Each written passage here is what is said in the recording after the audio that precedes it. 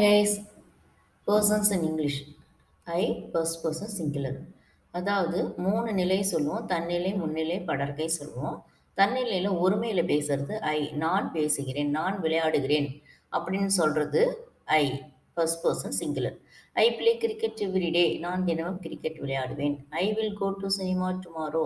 நாளை நான் சினிமாவிற்கு செல்வேன். ஐ சா மை ஓல்டு ஃப்ரெண்ட் எஸ்டர்டே. நேற்றைக்கு நான் என்னுடைய நண்பனை பார்த்தேன் அப்படின்னு சொல்றது.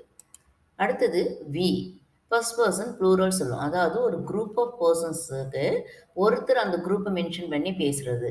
We play cricket everyday.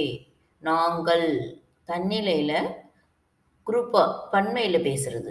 We play cricket everyday. We will go to cinema tomorrow. We saw our old friend yesterday. அடுத்தது யூ செகண்ட் பர்சன் சொல்லுவோம். சிங்குலருக்கும் ப்ளூரலுக்கும் யூ தான் போடுவோம். அது எப்படி டிஃப்ரென்ஷியேட் பண்ணுறதுன்னு பார்க்கலாம். You are my best friend.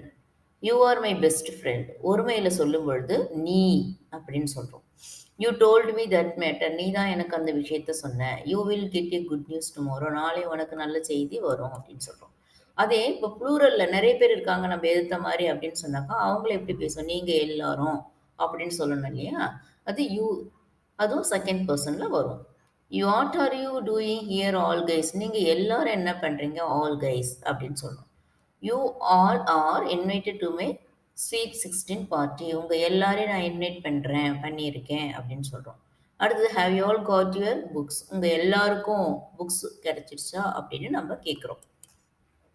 அடுத்து தேர்ட் பர்சன், அதாவது ஃபர்ஸ்ட் பர்சனும் செகண்ட் பர்சனும் அங்கே இல்லாத ஒரு மூணாவது பர்சனை பற்றி பேசுகிறோம். அதாவது படர்க்கை.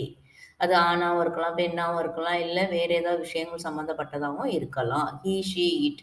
சிங்குலருக்கு சொல்லும்போது அவன் அவள் அது சொல்லுவோம்.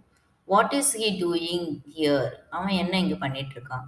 வேர் இஸ் ஷீ கோயிங். அவள் எங்கே போயிட்டுருக்கா. What does it mean. இதுக்கு என்ன அர்த்தம் அப்படின்னு நம்ம கேட்டோம்னா அது தேர்ட் பர்சன் சிங்குலரில் வரும். அடுத்த தேர்ட் பர்சன் ப்ளூரலுக்கு தே அவர்கள் சொல்லணும்.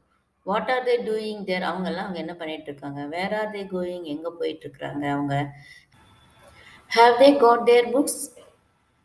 அவங்க எல்லாருக்கும் புத்தகம் கிடைச்சிருச்சா அப்படின்னு கேட்குறோம். ஸோ இது தேர்ட் பர்சன் ப்ளூரல். இப்படி தான் நாம் பர்சன்ஸை பற்றி பேசுகிறோம். தன்னிலை, முன்னிலை, படர்க்கை அப்படின்னு சொல்லுவோம்.